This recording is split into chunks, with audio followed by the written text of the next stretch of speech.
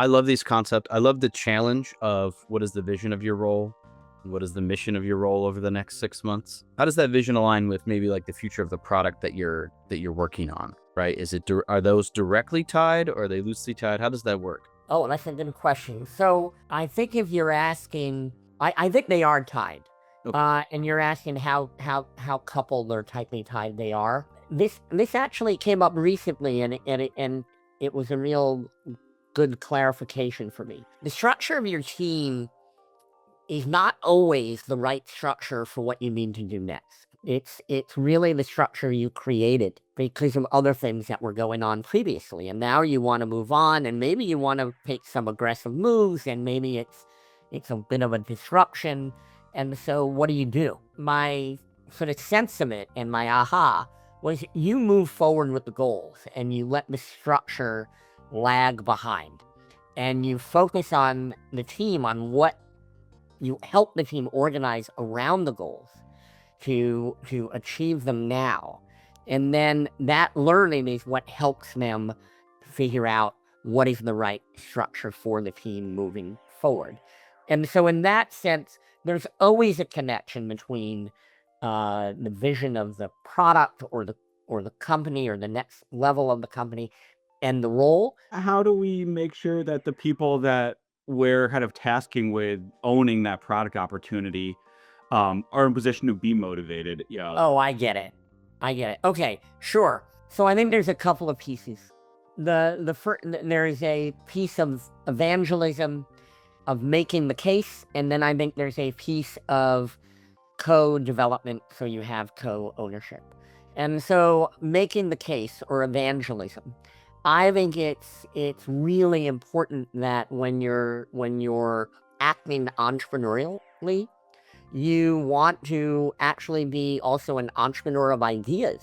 You want to pitch your idea. You want to sell it. You want to help people connect the dots to why is this the right thing to do right now? And by taking on that responsibility of evangelism, you can better get people where you need to be, or learn that you're off, right?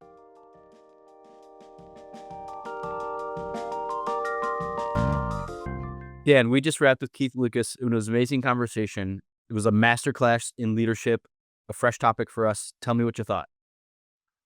Love that it was full of practical tips for being a better leader, right? We talked about how the role of the leader is job number one, team building.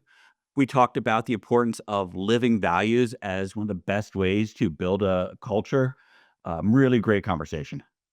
We're doing it. We're talking about core skills again. We're back. Let's get it.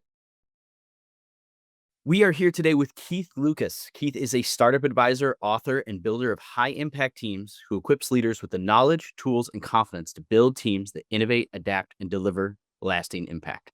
As the author of Impact, How to Inspire, Align, and Amplify Innovative Teams, he distills years of experience at the intersection of data, storytelling, and strategy into a practical framework that lets leaders move from a player coach role to a true team builder role. In his advisory work, he helps founders align product, people, and culture to accelerate growth. Keith, thank you so much for being here today. Yeah, thank you for having me. I'm excited to be here. Right, you are officially the first rocket scientist that we've had on the podcast. We're excited about that. I think also Dan and I, as parents of young children, we're excited to hear about Roblox. Every listener that has small children hears Roblox and it's like, wait, I should probably pay attention to this one. So, so thank you so much for being here today. And we are also very excited about the topic we want to talk about today because we're going to deviate from our regularly scheduled AI programming and we want to talk about leadership today. So we're really excited to dive into this topic. Perfect. So here's our first question, right? You started off as a technical leader at Roblox and you kind of moved into a leadership role. So what are some of the biggest mindset shifts that you had to make when moving from this hands-on technical leader role to where you were actually building and leading the product org at Roblox? Yeah. So the biggest mindset shift for me was moving from this I would say, chief individual contributor to a chief team builder for my team.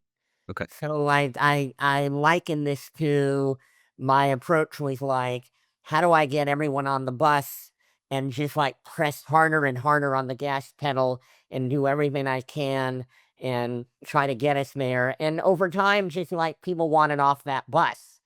So the real thing is coming to terms with my number one job is team building. And that was a bit hard for me, not because I didn't recognize it, but I think like a lot of our weaknesses or failure modes are often driven by something positive. And in my case, I felt a real commitment to the outcomes. If you asked me to get something done, either on my own or with a team, I really felt committed to doing that. But over time, that commitment or focusing solely on that commitment can hamper you. So I really needed to shift my mindset that number one was building the team. And a simple trick I use that I often advise today is when I woke up every day, the first thought on my mind, is the team on a good path? Are they unblocked? Are they inspired? Are they mentally healthy? Are they all in a good place to have impact? And then after that, what else can I do to increase the odds of our success and to reduce friction for the team? So that little mental trick or prioritization really helped cement in the right mindset for me. Wonder, right, we talked about, new leaders and the main challenges they face, and I know, like, there's a couple archetypes, right? You have the new leader who, yeah, they've come out of an individual contributor role, and they trend towards wanting to micromanage every task, everything that's doing. Right, and then you have the flip side, coming in, big ideas, but maybe not an attention to detail. What kind of practices have you uncovered in your experience, going from that senior individual contributor into, a team lead to help new leaders kind of find that right direction, find the correct level of autonomy? Yes. So again, I think like these two archetypes, again, the hands-on leader who sort of falls into the dysfunction as the team is growing of trying to micromanage at scale. And then you have this visionary, talent-oriented leader who falls into the dysfunction of having a team that's just doing too many things, and that's a less focus. Both of these are driven, again, by positive forces. One, the hands-on person is trying to get stuff done and being effective, efficient. And the talent person, from my experience, is really, really committed to autonomy and building a team that scales. The win is trying to put both of those value sets together. So for the hands-on leader, the advice I have is to think about creating touch points. Uh, Times like regular cadence of times you get together to talk about progress, understand the learning, and potentially course correct. And this creates the right kind of trust in the system that you have opportunities to jump in a healthy way. And for the other leader, the visionary and talent-oriented leader, the advice I had is to start thinking about closing loops. So thinking about how do we go from vision to outcomes, and then working with the team again at in some regular cadence to talk about that connection. How are we doing? How's the progress, the learning, and is there any course correction needed? So the practices are actually the same for both, but the way you approach it is a little bit different for both based on what values they're coming at it with. You mentioned early on, um, you mentioned early on people trying to get off the bus, right? Yeah. That you're pressing too hard. Is that so you've at that point, when people are trying to get off the bus, that's where you've identified a culture problem. What are some of the signs that that you have a culture problem that you've got to solve as a leader? I think there's different signs depending on what what the problem of the culture is. Okay. So in let's take the get stuff done leader who's sort of devolving into micromanagement. I think the signs there are that it ultimately over time is harder to retain people who you might need the most, people who are ownership oriented, because people want to feel ownership in the wins that they have. They want that connection to impact. And so if you're trying to micromanage at scale, you pull that away from people. So you might have a retention problem with people who are really ownership oriented and take initiative. You might have other issues where you're noticing that you are throttling your growth because if you're micromanaging at scale, everything has to fit inside your head, and anything that doesn't fit inside your head falls off. So you are maybe having scaling issues. Um, on the other side, the person who is more visionary and sort of talent oriented and wants the team to do all these to really solve the problems and drive it on their own without a lot of engagement. What happens here is I think of it as punching in too many directions. When I've got to companies that are organized this way or operating this way, you can talk to team members who are really committed and love the company, but they'll also talk about chaos or not quite, we're doing too much, or we're not finishing things. And so that's an example of too much parallelization that can happen when you have under alignment. And so those are like the failure modes or the signs for those two models. But there's one other one I'll throw out there, and that is when you are not building a team that's really high performing.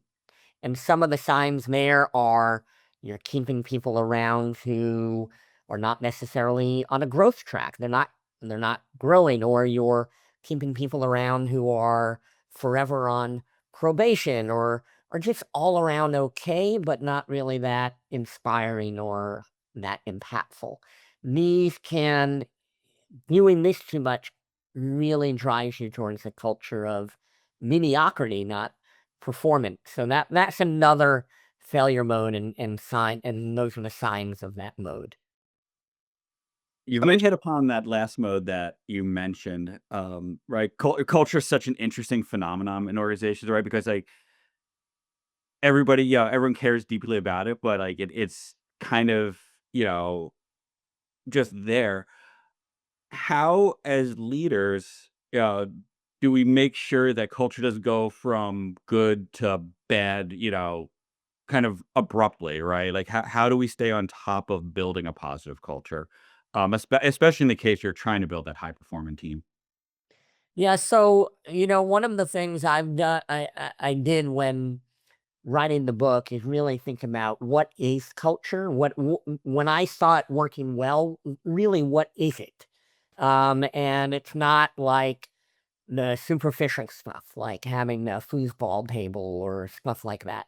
Pizza lunches. Yeah, pizza lunches. That could reflect some culture, but it's not culture.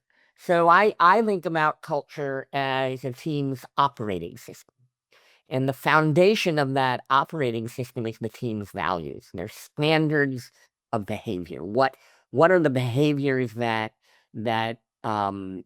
really pattern match to success on the team, and what are the behaviors that don't pattern match or anti-match?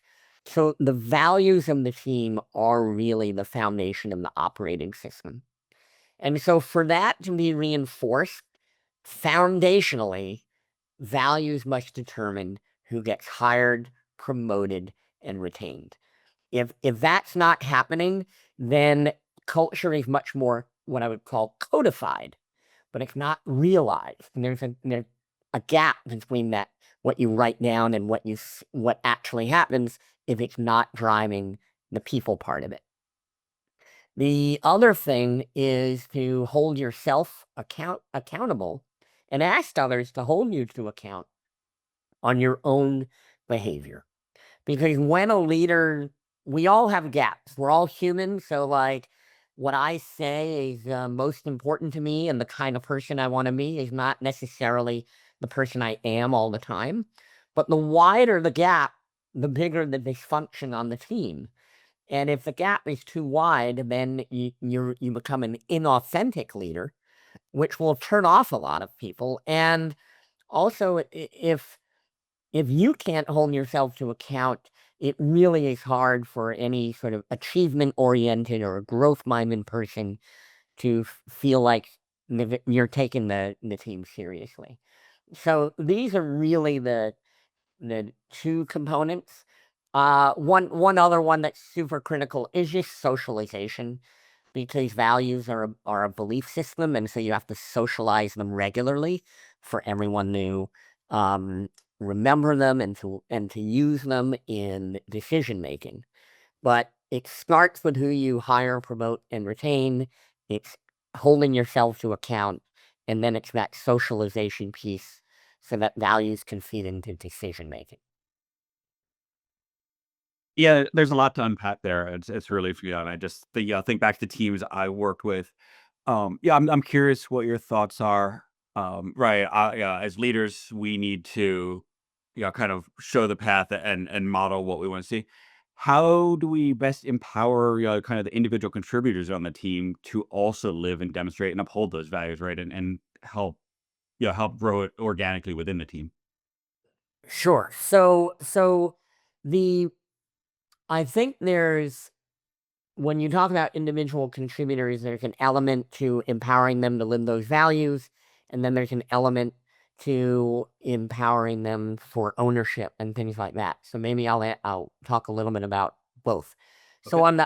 on the values side, the the empowerment is really making the values front and center when people are living them.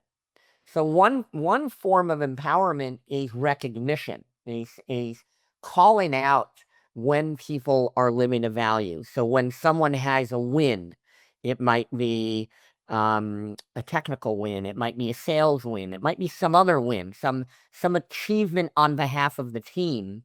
It really helps to identify what values that person lived in having that win.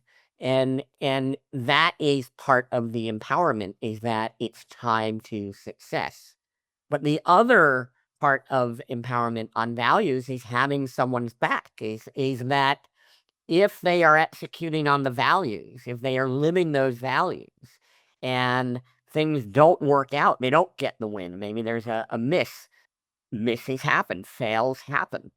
If they are exhibiting those values and you don't have their back, then that sends another signal that maybe the values don't matter. So in terms of empowering them on values, it really is about um, calling out living values when there's a win, and having people back on the values when they're living them and there's not a win. In terms of ownership, I think there's well, we can take a break there and see if you have any other questions before I move on to the ownership piece. Keep going to ownership. Yeah. Yeah. So on the ownership piece, the way I drive that, or I like to think about that, I I developed this idea of what I call a vision doc, not a job description. And a job description can be written from a vision document, but the vision document is first. And so, what the vision document is, and I started out with writing these for executives, but after they were successful, I wrote them for others. You write down what is the vision of this role, and what is the vision of this person in this role based on where they are. Where can they go? Where does the role need to go in order for the company to be successful? What is the mission of the person over the next 6 months or year? What are the priorities? What's the scope? What are the goals? And when I would onboard someone, I would, or even before onboarding, as the last stage in the interview, I would present this document to an executive and let them know that this was their document to rewrite over time, but here was the initial one.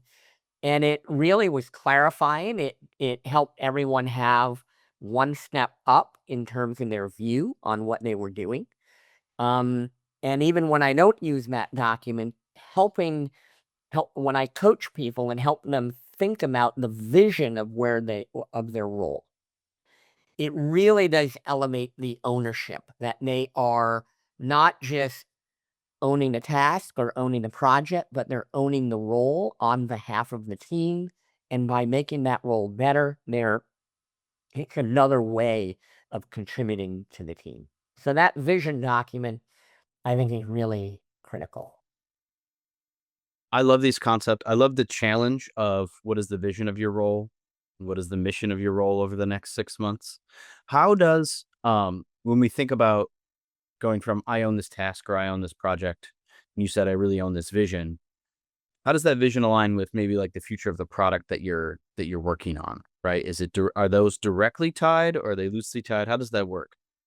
Oh, that's a good question. So I I think if you're asking, I think they are tied.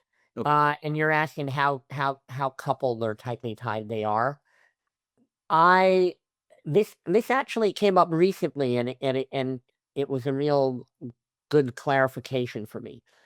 Is the structure of your team is not always the right structure for what you need to do next. It's really the structure you created, um, f because of other things that were going on previously, and now you wanna move on, and maybe you wanna take some aggressive moves, and maybe it's a bit of a disruption, and so what do you do? And my sort of sentiment and my aha was you move forward with the goals, and you let the structure lag behind, and you focus on the team, on what you help the team organize around the goals to achieve them now. And then that learning is what helps them figure out what is the right structure for the team moving forward. And so in that sense, there's always a connection between the vision of the product or the company or the next level of the company and the role, but there could be time lags so that they're not so tightly coupled that every time you want to disrupt what you're doing or move fast to take advantage of an opportunity, you have to have a big reorg. Then there's going to be a lot of resistance. So I think it is coupled. I think over time they should be come together, get closer together, but there is a time lag. This is really resonating with me as the director of product management at a software development agency, right? So we are working with our partners, right? Helping them to create new products or helping to improve new products that are going to resonate in market. So we have like we have delivery obligations from a contract perspective. So kind of like some shorter term, task driven mission thing. But from a values perspective, we want to work in that consulting capacity, right? And come up with other ideas or bring other challenges to that organization so that they can help solve the right problem at the right time. Um, in thinking about our context, not trying to get some free advisory work, No, no, fine. but thinking about our context, how does that how does that kind of concept of like knowing your mission or knowing your values in the agency world, how does that apply differently or No, I don't think so. And are you asking a little bit about how that might impact the structure of the client or how that might impact your structure? I think let's start with the client or because I think that they're looking for us. I think ultimately they're looking for us to operate in that consultative mode. Like they want us to come through with innovation or identifying problems that maybe they didn't know existed, right? That are going to have Yeah. to solve. Yeah, so I do this myself, so I can tell you from personal experience how I've learned to advise here. And it's also that what I do now is built on the mistakes I made earlier on, where I did try to keep the structure and the goals tightly coupled. And it created bureaucracy and it created a lot of churn that was not needed. So the way I frame it is that the system has to serve the mission. The mission can never be subordinate to the system. And so, um, what I would be doing and what I do is I first advise the company and work with the company on what do they need to be doing, what are they trying to accomplish, and then how to help them get on track to accomplishing that. That's really front of mind. And then along the way, in learning about how to help them accomplish those goals, I learn about the structure. I get to understand how the team makes decisions. I get to understand um, how it's structured in order to accomplish some things. And then usually there are recommendations of changing structure over time. But I do, I always approach those a little more cautiously because of the churn or feeling of disruption that can cause. So you want a little more learning before you do it. But I do give feedback on both. You said something that really kind of resonated with me, that, the idea of focusing on the goals and then building the structure after, right? Because it seems very, almost 180 degrees away from how we normally operate. Like, hey, we're going to build the scaffolding and then we're going to figure out how to meet the goals. Mhm. So that's really cool. I mean, that's just something I'm going to take away is like, hey, we can worry about the actual formal operating model after we figure out how we're going to get where we want to go. Yeah, Uh, and do you mind if I just add on to that? Just my own personal anecdote is, and this is where I think I wouldn't say I went off the rails, but I was bumping up against the rails quite a bit. Is we would start with what are we, like Roblox, for example. We would start by what are we trying to accomplish? And we would think about, okay, who do we have that can help lead these different initiatives? And so at that point, all of that was great. Like that was like we started not with momentum, like, oh, and which is, I think, really important. We did not start with momentum of, well, we've been doing this, or these teams say they need to do ABC. It's more what's critical to do now and what are our goals? And then how do we find owners across the company to lead those initiatives? But what I then tried to do is I was too uncomfortable with the idea that this person over here who reported to so and so had to then go over here and work here. And then I really wanted things to make sense on the org chart. And I think that was just too much because it reduced our desire to change goals because it meant a reorg. But now when I advise, I say keep them separate and have org lazily follow because it will allow you to be much more nimble with goals. And it seems everybody that we talk to about impact always comes back to goals and always tells us to lead with goals, right? All Maybe one day we'll learn, but right. I know. I know. I know. right? Keith, uh, this has been awesome.